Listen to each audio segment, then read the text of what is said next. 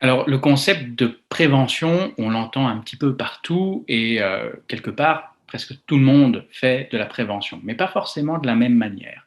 C'est un petit peu comme, un cours d'eau. On peut intervenir en aval ou on peut intervenir en amont.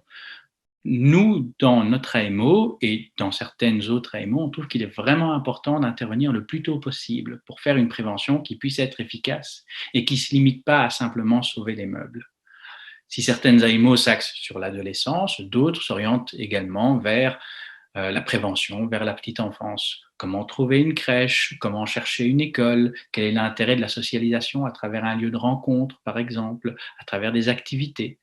Et lorsque l'enfant entre à l'école, il est vraiment important de donner aux parents les codes de la scolarité pour qu'ils ne se sentent pas démunis par rapport à la scolarité de leur enfant, mais qu'ils puissent la suivre activement.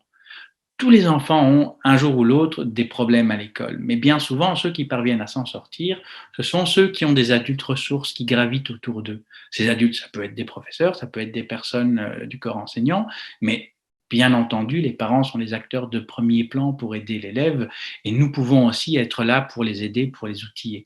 Et c'est vraiment important de pouvoir accompagner la scolarité de l'enfant et ce sont des choses que plusieurs AMO peuvent faire également.